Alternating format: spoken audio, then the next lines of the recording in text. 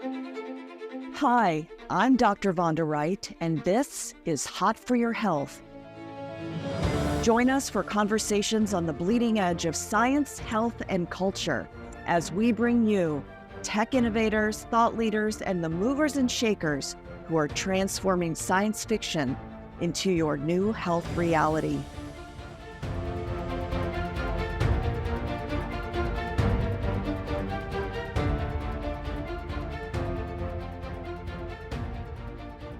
Hi, everybody. I am Dr. Vonda Wright, your orthopedic surgeon and longevity doc, and I'm so excited to have you back for an episode of Hot for Your Health, where we bring together thought leaders, innovators, and people that are just amazing to talk to you about all aspects of your health. And today, I'm bringing you my new best friend. That's right. Dr. Kristen Holmes, who serves as the global health of performance. I'm sorry, we'll edit this. She serves as the global head of performance for the Whoop Empire. She drives thought leadership by engaging with industry researchers and leaders. She partners with amazing other innovators to really think through what it means to apply sleep, recovery, the internal environment to athletics, coaching, performance, mere mortals like me. You know, what I didn't know about you until I was preparing for this podcast is that you are also yourself a 3-time All-American multi-sport athlete at University of Iowa, competing in both field hockey and basketball. So you come to us not only with an academic interest, but as a real life, having lived through the highest echelons of performance. So I'm so excited that you're here with me today. Thank you so much for having me, Dr. Wright, and just for all the good work that you're doing, evangelizing these important concepts. And I think what I appreciate so much about your work is you just make everything so consumable and you live it. You know, like I'm so inspired by just following you on Instagram and just seeing you grind through workouts and seeing you just put in the work yourself. I just think there's nothing more important for a practitioner than to practice what they preach, and you do that in such a beautiful way. So thank you. Oh, well, thank you for recognizing that. And you know, my goal, the reason I do that is twofold, which leads us into some of what I want to talk about. My goal for, like you, I see you there doing it too, grinding through the days. You don't feel like it. I just acquired a 20-pound weighted vest because I'm training for a Spartan race and we have to do that in a Spartan. You know, the reason grinding through is not only feeling good today, but listen, I'm critically interested in my health span, not just longevity, the years I'm going to live, but how I live those years. And as a surgeon, I'm sure you hear this all the time from your high medical performers, is that we give up years of sleep. I mean, I know for sure the sad truth is I can function at an excellent level for 40 hours. Yeah. Because I have been on call for 40 hours and I know that. And then, I can get by on 4 hours a night. And then the terror that I now feel because you've educated me, I've learned of this work, the role of sleep and recovery and longevity.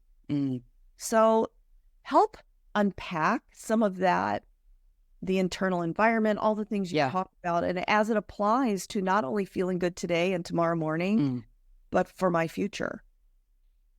Yeah. And I think that's the realization, is that, you know, all of these like micro choices we are making over the course of the day, they absolutely impact our acute performance, right? So what's happening now, but I think most importantly, they add up to determine how long and how healthily we'll live, you know, and I think it's kind of like we come at this realization sometimes in midlife, we're like, oh crap, okay, I need to get my shit together.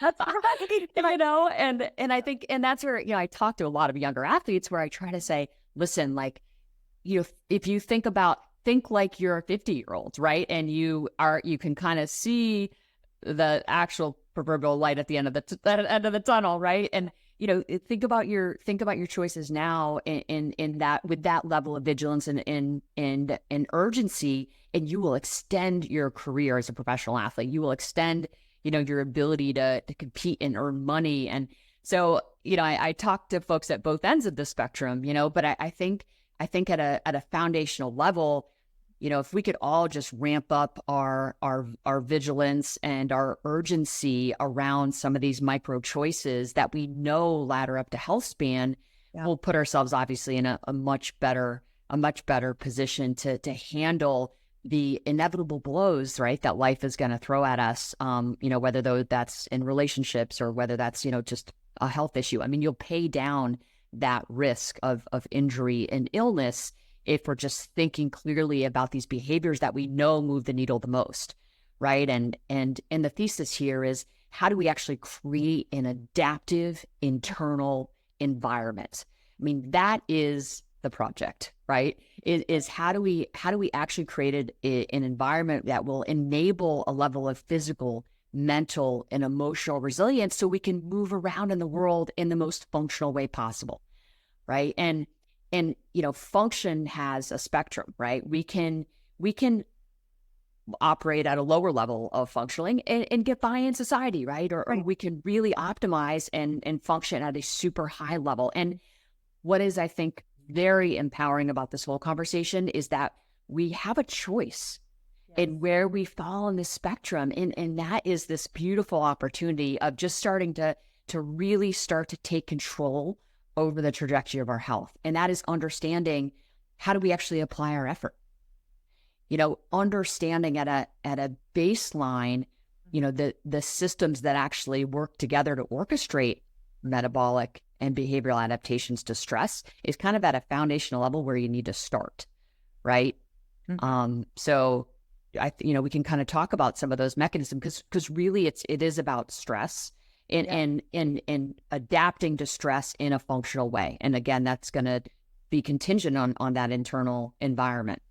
Well, I think what I've learned about my internal environment I don't have it on today, but I usually wear a Whoop, is that it will report to me at a level that I don't feel my recovery or my resilience for the next day. And I don't think that many people, or even I, understand, well, what is that at the physiologic level that's being measured that says, oh, you know what, through your sleep, through the activities you did yesterday, how are we building the resilience that we're reporting on today? Oh, I'm in the green today. Now, I mean, you don't know what you don't know. So what I've learned is that the better brain function I have on mornings when I'm in the green, that's not just accident. That is physiologic resilience, and that's right. At a cellular level being set up. But without going so deep that you confuse me, I'm a simple orthopod, my friend.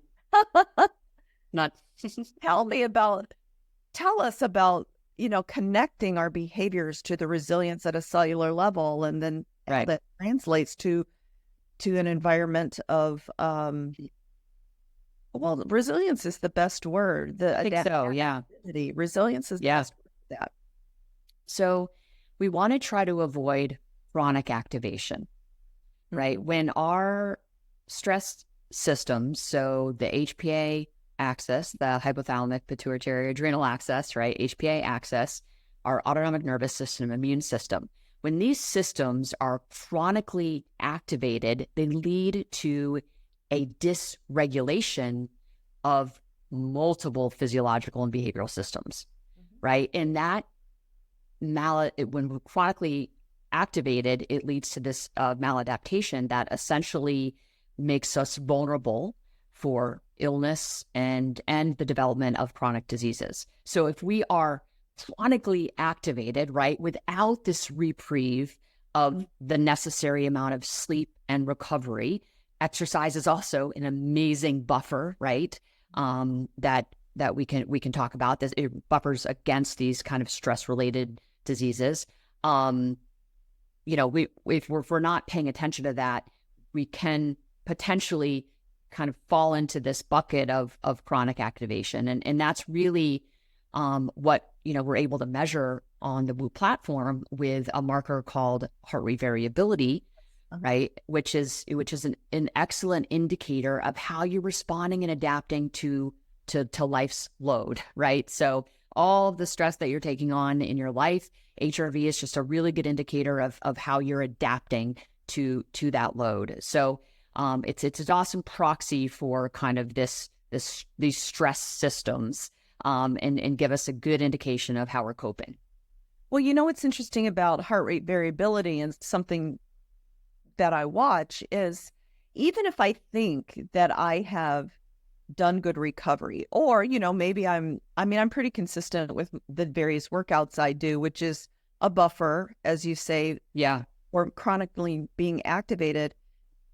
But the deeper dive into what my heart rate variability is sometimes, even though I feel like, oh, I went to bed at 9:30 last night and got up at 6, so I'm having equal enough hours.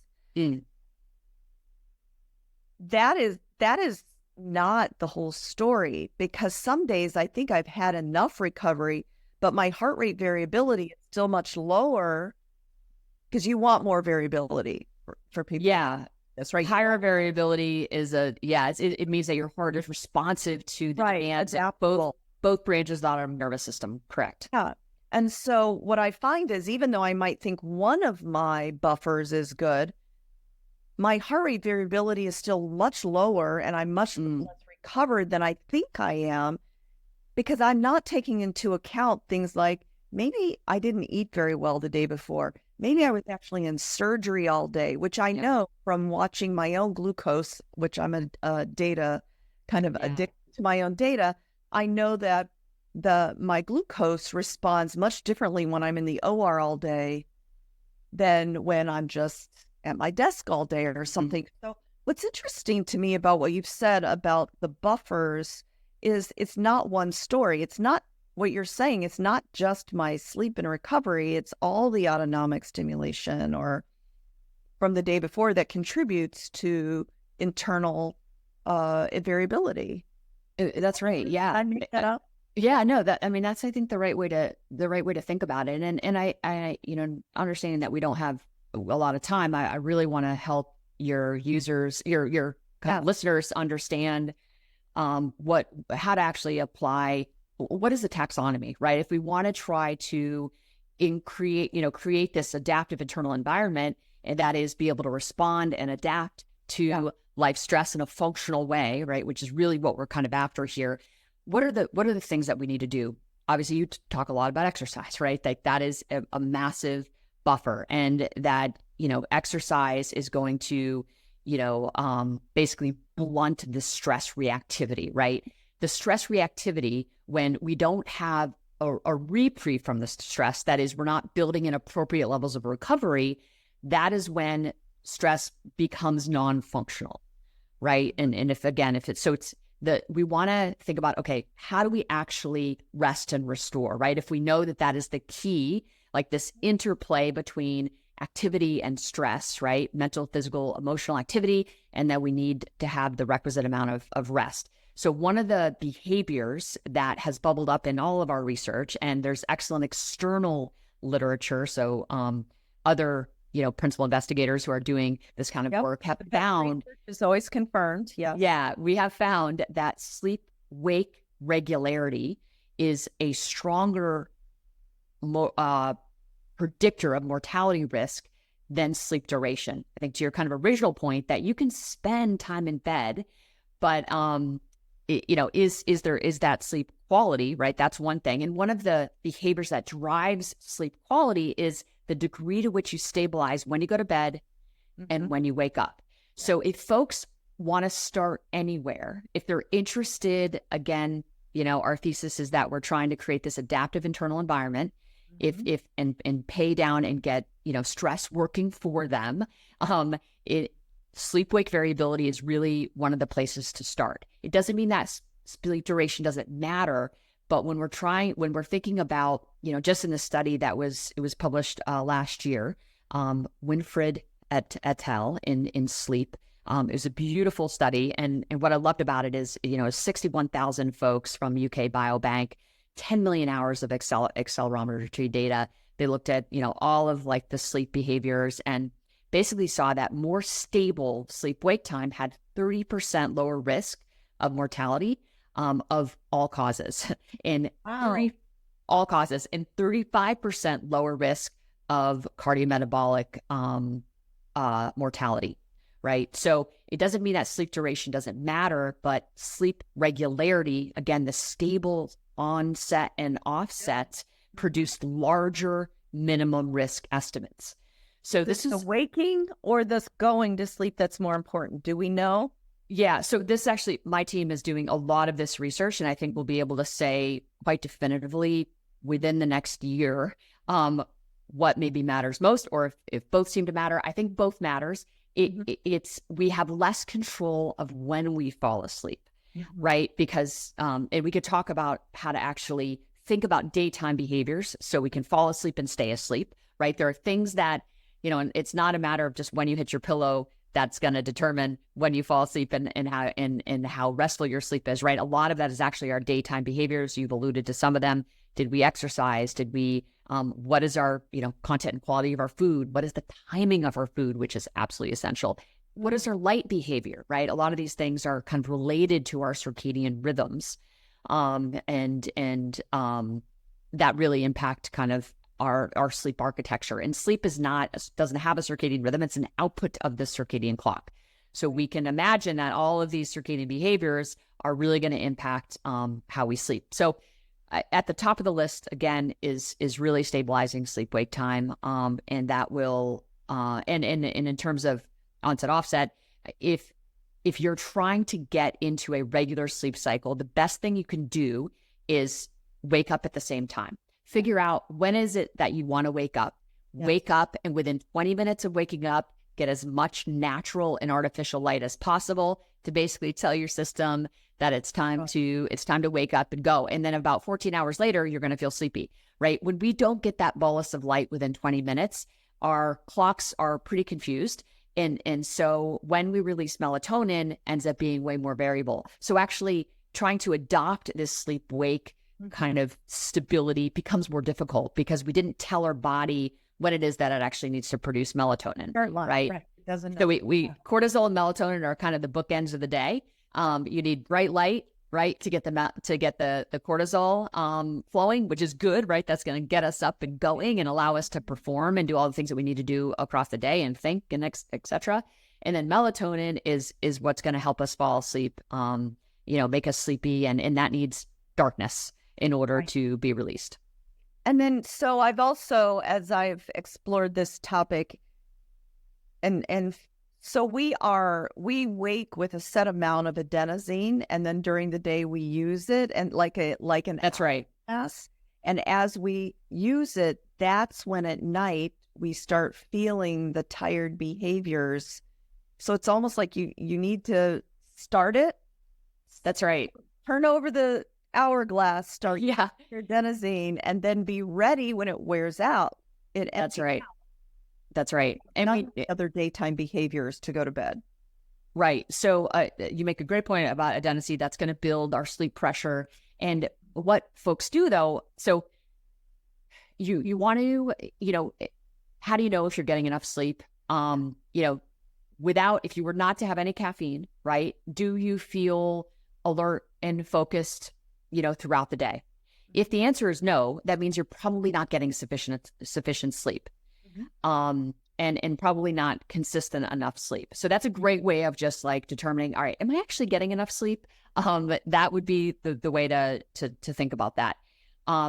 If basically caffeine is going to block the adenosine, right? So we need to be very strategic about when we have caffeine, because we don't want caffeine to interfere with our melatonin release, right? So this is so important. And I think what people don't appreciate, 11 or 12 hours of caffeine, isn't it? It's a long half-life. It depends. So different folks metabolize there's a lot of individual variability in terms of how quickly we metabolize caffeine. But yeah, generally speaking, it's going to be in your system for a minimum of 7 hours. Oh, so yeah. But it can be a little bit longer. I think it's probably minimum is about 7 in terms of caffeine metabolism. So, so we just want to be really careful about our last sip of caffeine, and make sure that it's not going to interfere with when we intend to fall asleep, right? When we want to fall asleep.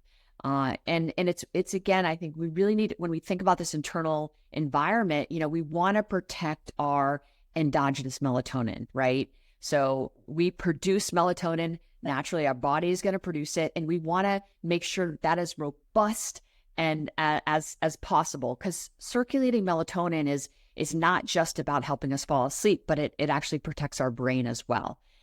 So this is a really powerful hormone that I don't think gets enough credit for all the things that it does, but it also protects us against cancer, right? So it's a very protective hormone, and we need to do everything that we can to make sure that it's getting released when it wants to get released, and we're getting as much of it as we can, because it does decline. Our melatonin production declines as we age. So again, we want to adopt behaviors that protects it, and because that is a sign of aging, right? So if we're trying to improve our health span, right, we want to just have a healthy dose of melatonin for as long as humanly possible, right? We want to protect it. So what I've heard you say, just to summarize so far, is if we're getting to the nitty-gritty of people listening, protect your sleep-wake. We think the morning is the one we can control the best. We get the most light immediately, so we tell our brains, okay, it's time to start the adenosine clock. Light matters, this 20 minutes, because we want our cortisol to rise so we're active for the day, so that we can end on time with our melatonin. But I've heard the number 3 thing you've said, you may have said it to me before, when it comes to timing of food, is there's a window of food intake that ends 3 hours before you want to sleep. Did I hear that wrong, or is that something you ascribe to, with this window of feeding for sleep optimization? Yes, we definitely have seen, at population levels, there's no question that members who report eating food close to bedtime, it negatively impacts next day recovery by 6%, which is pretty significant, right? For one behavior to have like such a big impact. And of course, there's other things going on. But we've been able to do, we're working on this manuscript right now, but we've been able to isolate the effect of time-restricted eating, which is essentially what this is called. So this is a little different than fasting, right? This is about, this has a kind of a circadian component or feature to it. It's not about caloric restriction. It is really about ensuring that the primary eating window is during the daylight, right? So when the sun is up, we want to have a bulk of our calories. There's also interesting research done looking at a group of subjects. Basically, you could think about early eaters versus late eaters. So it was quite a big sample size. I think it was almost 500 folks, and they had similar characteristics: age, appetite hormone values, energy intake, sleep duration, macronutrient distribution, and the main difference between folks in these group they had folks of this sample. There were folks who were basically eating a bulk of their calories before 3 p.m. And there's a group of folks who are eating a bulk of their calories after 3 p.m. The group who was eating a bulk of their calories before 3 p.m. After 3 p.m. lost significantly less weight than those who had their main meal before 3 p.m. So I thought this really, Well, lunch is it. Lunch is it. Yeah, lunch is where you want to have, and we know that, there's been a lot of great research done looking at just metabolism, like when we're primed to, use and nutrients and metabolize them, and when we're most likely to get all the good stuff into our tissues, and it's definitely earlier in the day, right? So as the day goes on, we become more resistant to insulin, right? So we know that our insulin sensitivity decreases as the day progresses, and it's actually after the sun goes down, we're just we're not in a great place. Our body is, our cells, our tissues, our organs they're not all the clocks in our body are not expecting us to be eating. So when we do, this creates a lot of stress, right? And when we have stress, and we're creating stress in our body, this leads to inflammation, and inflammation is really kind of at the heart of a lot of problems people have health-wise. So if we're talking about recovering from a surgery, like dial in your time restricted eating. That said, there is some literature that shows that eating, a kind of protein rich snack before bed doesn't seem to have any deleterious effects on sleep and markers of, various metabolic markers, metabolic markers of, functioning. So I would say that, there is some leeway if you're really hungry, or if you're training a ton, a bit of protein before bed is certainly not going to hurt you. But generally speaking, this time restricted eating is a really important circadian behavior that helps facilitate recovery, and again helps create this adaptive internal environment. Well, I'm glad you noted that the protein snack before bed. I'm glad to know that it doesn't affect sleep quality, because what I have found when I'm tracking is that because I don't sleep, I'm not into calorie restriction. I eat enough to build muscle, but when I stop eating early, then my body will wake me up in the middle of the night because I'm so tightly regulated on my glucose. So I had started doing that just naturally. I would have a little bit of protein before I went to bed, because then my glucose stayed regulated through the night and didn't drop down to sometimes 59, which would wake me up a little bit. Yeah. So I'm glad to know that the little snack I've been doing doesn't affect my sleep, because that's so critical. But I wanted to ask, and a little selfishly, but I wanted to ask, in all these data, in all these really important daytime behaviors you've told us so far, is there a difference between XX people and XY people? Are we with our chromosomes? And then I don't want to complicate it more. Let's just stick with that, because I do want to. I want to end with talking briefly in the next 5-10 minutes about what my crowd is going through is just the transition to menopause. But what are the sex differences in these data briefly, and then what does age got to do with it? Yeah, women sleep less well than men when we're talking biological. Yeah. As the age, and I think this is, and I think most folks are going to know the answer to this. But I think I am, but I'm going to offer some hope here. So women, when women are having children, for example, they're going to sleep less well.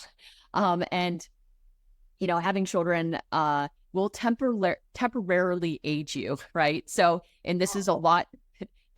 But you bounce back. But when you look at, markers of aging, so things like telomeres and, all of these things that kind of give us a snapshot of your age, we see, your physiology. We see that, women who are, having kids, are going to, look older, physiologically than women of the same age who are not, childbearing. So that's transient. And during that time, of course, you're up during the middle of the night, like you're kind of operating like a shift worker, right? Which is not, this is just part of life, right? I think what's really important to note is that these are transient moments, right? Your kids are going to establish a routine, like you're going to be in a position where you can get the sleep that you need during the biological night, right? The other inflection point is menopause, right? So that transition from perimenopause to menopause can really wreak havoc on sleep. And we see this in the data that women are sleeping less during this period of time in the same way that they're sleeping less, during the time when they're having children. But both of these moments pass. What's critical, I think, for women to start thinking about is getting really good sleep habits in the lead up to these events, in the lead up to having kids, in the lead up to, okay, I've started to miss a couple periods. I might be going down kind of this path toward perimenopause, menopause. Dial in your sleep-wake time. Dial in when you're eating meals. Get a good exercise regimen online so you can, again, create this really robust internal environment that is going to enable you to adapt to some of these changes. And I guarantee your symptoms will be a lot less pronounced during both of these inflection points, right, if you are dialed in going into them. if you are already depleted and running on empty going into these major life event inflection points, that you are going to fare worse. And your ability to rebound when it's over is going to be so much harder, right? So I think it's really establishing these habits going into these inflection points, right? Dialing in an exercise routine, getting your muscle tissue quality as, getting as healthy as possible. And then, once you start going through these moments, figuring out, okay, what can't I do in this laundry list of things that I know are really important? What are the things that I can do and what I can't do? Things that you can do, just try to do them the very best of your ability, right? And then on average, try to do some of these other things on the list, right? It's almost like have a list of these 6 behaviors and just, check them off. Okay, I did 3 of the 6. All right. Ooh, I did 2 of the 6. Okay. And just try to do the very best that you can, but try to get those, know what those 6 are that are going to move the needle around in terms of your ability to, come into the world in a functional way and just try to, be the best of that average. I love how you frame that, because it's the way I explain it to women in my practice, or the way I explain myself. When you do it, you could even do one of the 6, because you are inviting people to transition over a number of years. You can do one at a time. Get your sleep right. Get your muscles right. Get your anti-inflammatory nutrition, so that we are not just saying, here is 12 buckets of things to do.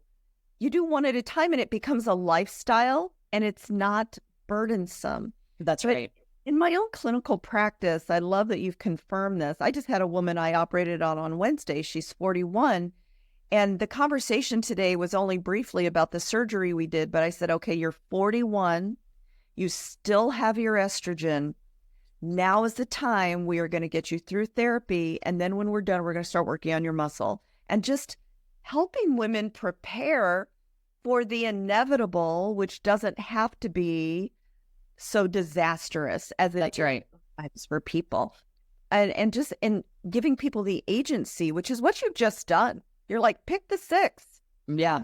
Make the choices that give you the choices, and not just, the physics of gravity or time passage, right? I think that's right. In all. Yeah. Yeah. And I think it's, and I'm not saying, behavior change is really hard, but I think if we can pick some of these low barrier to entry behaviors, they can have, what we're seeing in our research is, we did this huge challenge with group members. So basically we were able to look at their baseline in July. We initiated this challenge in August. So we had 35,000 people enter this challenge. And I basically was like, all right, the 4 behaviors that I think can move cardiovascular function the most, it's the challenge. I want you to do these 4 behaviors as much as possible. And sure enough, morning sunlight viewing, time restricted eating, zone 2 cardio, and breath work. The individuals, So, and what we saw direct and indirect effects across all of these behaviors. So the direct effects on cardiovascular functioning, also blood oxygen and skin temperature, really interesting. But on measures of resting heart rate variability, and heart rate variability coefficient of variation, which is the trend of HRV, we saw direct effects from time-restricted eating. Direct effects. And we also saw effects of morning sunlight and time-restricted eating via sleep-wake time. So there's this powerful circadian component, right? So viewing morning light and time-restricted eating led to more stable sleep-wake time.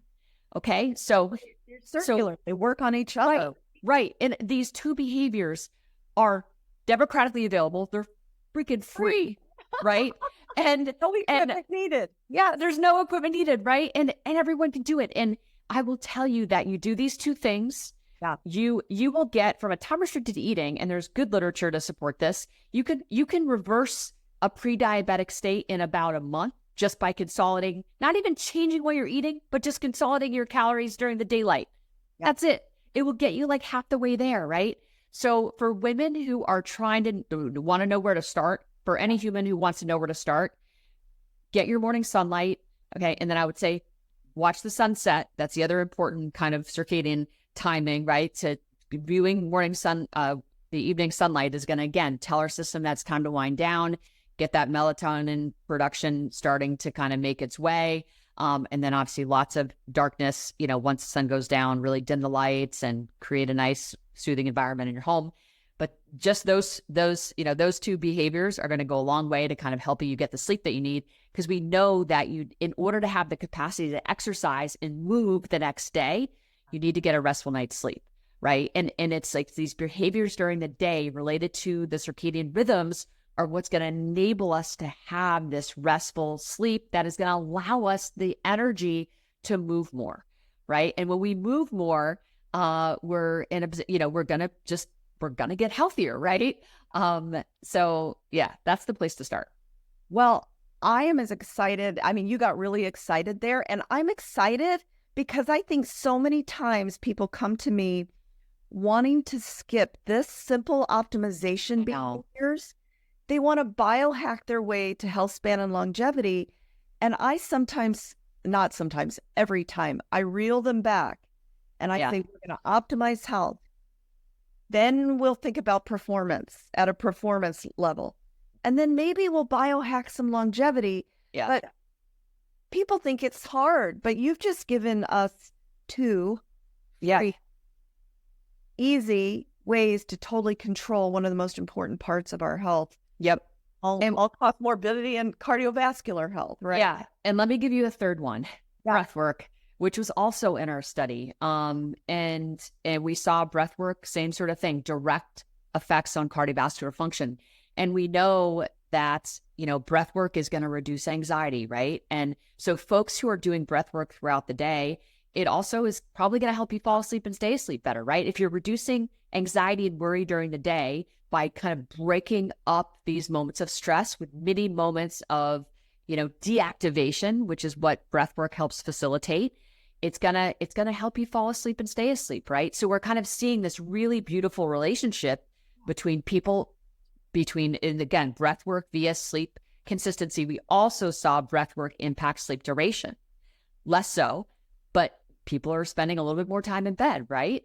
Which is generally a good thing. So breath work is, your breath is with you all the time. It is there for you when you're walking to your car, or you're taking your dog for a walk, or, you're just, sitting around the house. Like, like you can do just, prioritize your exhale. So just slow inhale and longer exhale. Yeah, just so exactly. So really, in order to deactivate the system, your exhale just has to be longer than your inhale. That's it, right? And just do that 10 times, 5 times a day. That's it, right? Just 3. Those are 3 things that are democratically available, are very low barrier to entry, are free, that you can do. Yeah.